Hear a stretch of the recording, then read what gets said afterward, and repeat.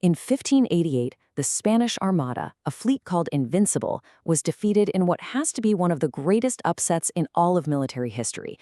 But today, we're going to dive into a really fascinating theory that this wasn't just a battle, but actually the fulfillment of a prophecy about a great pit dug for the wicked.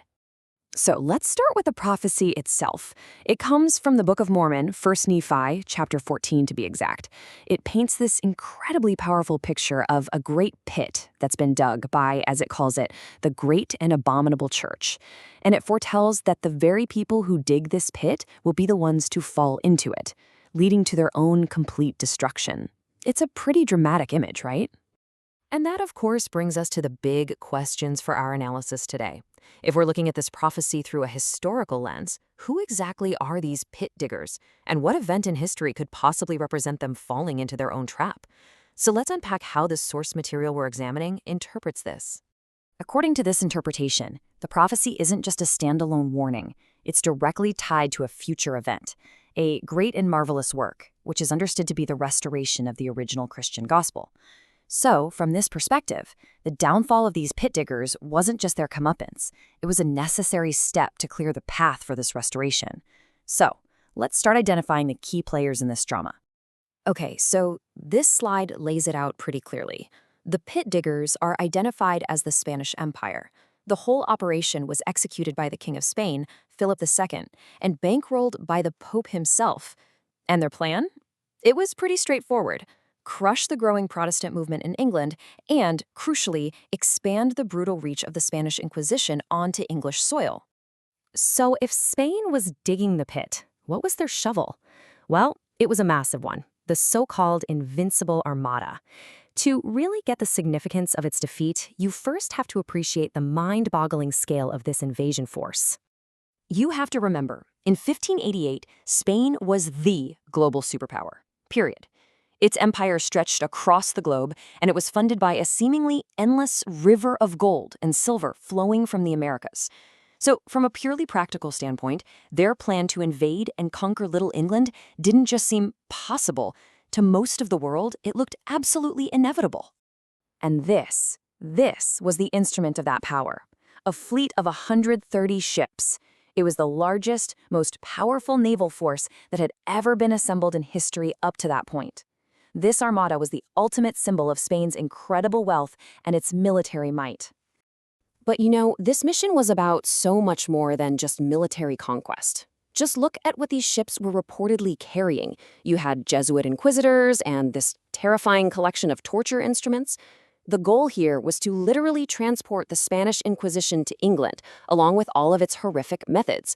This wasn't just an invasion, it was an attempt to export an entire system of oppression. And standing against this absolute behemoth of a navy, the much smaller, more agile English fleet, led by Sir Francis Drake. To the Spanish, he was this larger-than-life, fearsome character they called El Drake, the dragon. The stage was perfectly set for a classic David versus Goliath showdown. So the battle began, but the final, decisive blow wouldn't come from English cannons or superior strategy. According to this interpretation, the whole thing was decided by a force of nature, an event that the English saw as nothing short of a miraculous act of divine deliverance. Now, this is where the source draws a direct and really compelling parallel to the biblical story of the Exodus.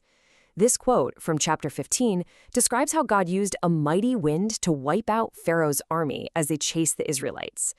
The argument here is that this kind of deliverance isn't a one-time event, but a pattern that was about to repeat itself in a big way. And it did. A massive, ferocious storm, which later became known as the Protestant wind, absolutely tore through the Spanish fleet.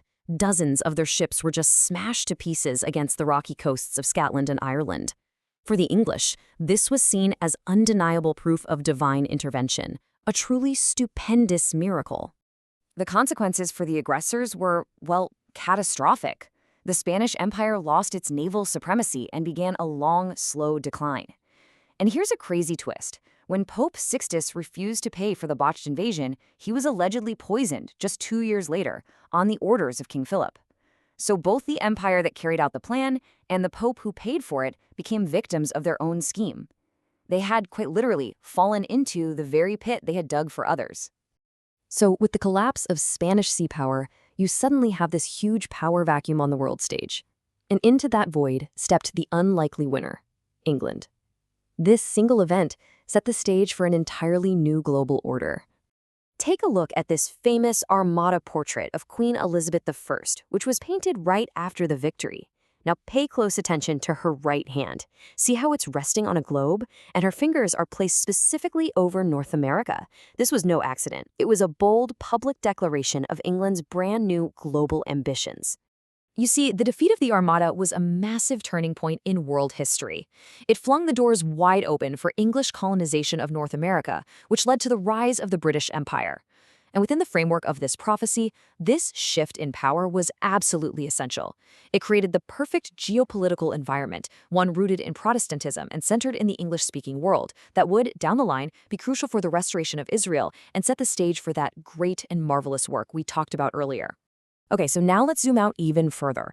This interpretation suggests the 1588 Armada event wasn't just random chance, but part of a much larger, divinely timed pattern. And to really get it, we need to talk about the biblical concept of the Jubilee. So what in the world is a Jubilee?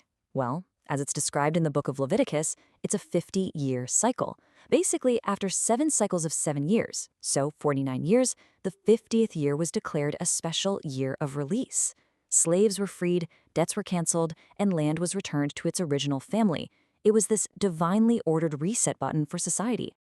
And this whole idea of patterns in time ties back to a really interesting verse from Genesis. It says that the sun, the moon, and the stars were created not just to give us light, but also for signs and for seasons. The idea here is that time itself isn't random. It's actually structured to reveal divine patterns and to give us meaning. And this slide shows how this pattern has been applied in more modern times. It's pretty amazing when you look at it.